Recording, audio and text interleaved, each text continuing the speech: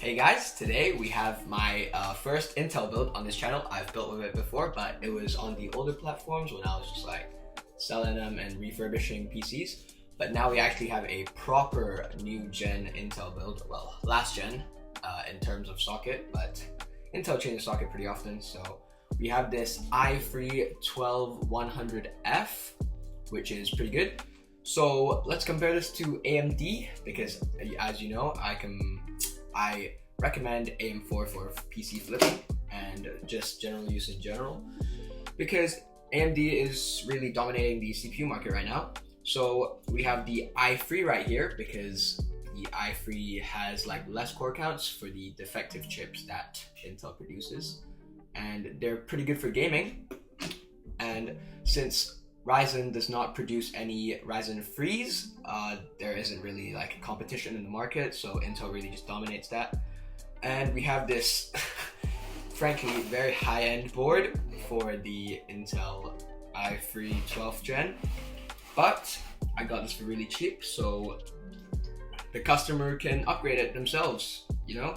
So this is equivalent to a Ryzen 5 5600X, I believe.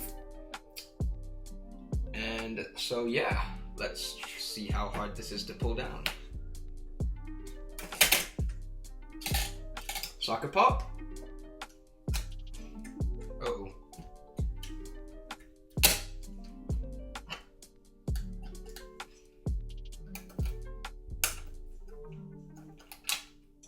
No pop, but still looks pretty good. So we have the Intel stock cooler. It does look better than the old gen coolers, I'll say that much. Still has the push pins that you can see there. And it has actually copper for the cold plate instead of aluminum like AMD. And I'm gonna reapply the thermal paste right now and install this heatsink.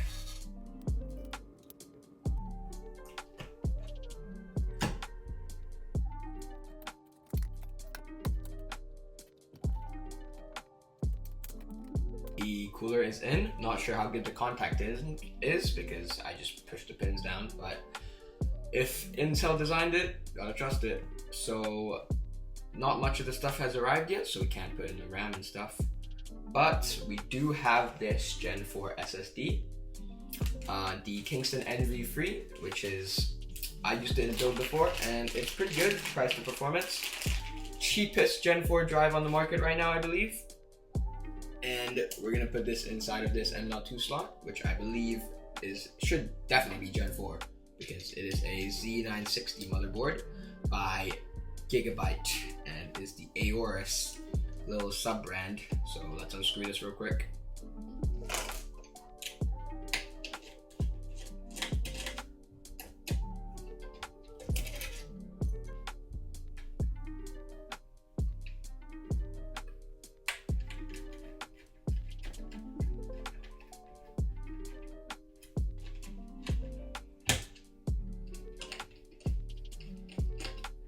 To be honest, this is one of the heaviest and nicest motherboards I've worked with because it's got like 3 M.2 slots in like the middle here, under the heatsink here, and it's really heavy as well.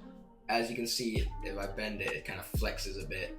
I'm not sure how well you can see that, but everything is installed aside from some other stuff like RAM. But yeah, let's move on to the next step. So we have these Thermalright ARGB fans with the infinity mirror effect there. And I'm gonna open, these are both free packs, so we're gonna put 3 up front and 3 as exhaust. And we're gonna put these in the case right now, so cue the time lapse.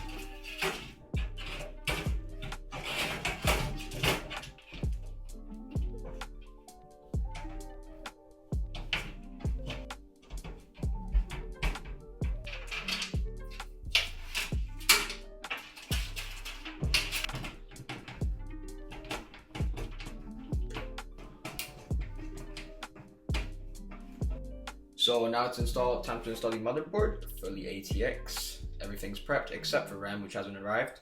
But let's get installing.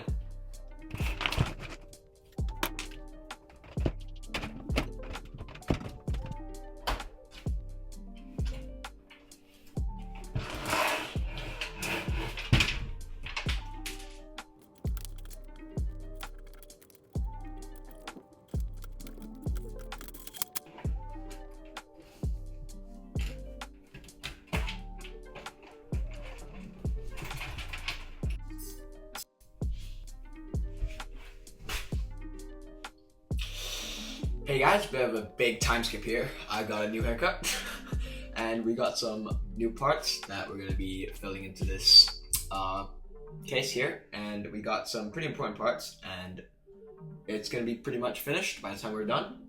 So here we have this 3060 Ti, I think, free fan, and it's from MSI. It looks pretty good. It's actually my first free fan GPU, so the cooling should be really quiet. Not sure about performance because I've actually never benchmarked a 3060 Ti despite having a lot of 3060 Ti builds, but I do think I will be benchmarking this when I finish the build. So let's talk about some of the other parts.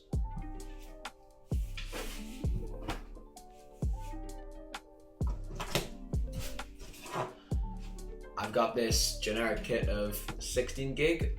I know 16 gigs isn't very overwhelming or just impressive, but it's supposed to be upgradable as I'm trying to go for more like headroom for upgrading, and it is the Ramageddon right now and RAM prices are going up, so there's not even a single kit of 32 gigs on the used market, so I can't find anything, so it's the best I could go for.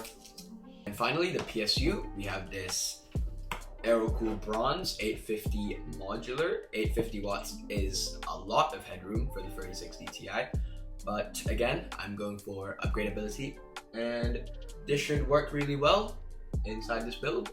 So let's get installing right now. Starting with the PSU, let's start the cables.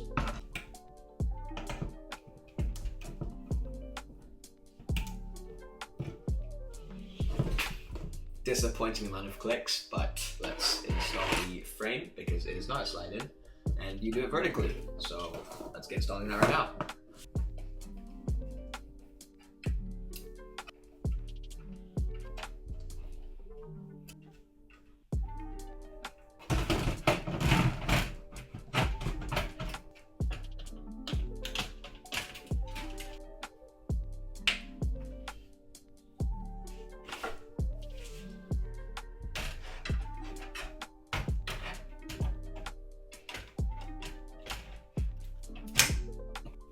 PC looks pretty good, so let's hook this up and see what we got on first boot. So the computer booted, and here we have the Fortnite benchmarks. It's kind of stuttery. I think the file's corrupted, but the benchmarks are there nonetheless, so it shouldn't affect it that much. And here we have medium or high settings, ray traced, no DLSS, I believe.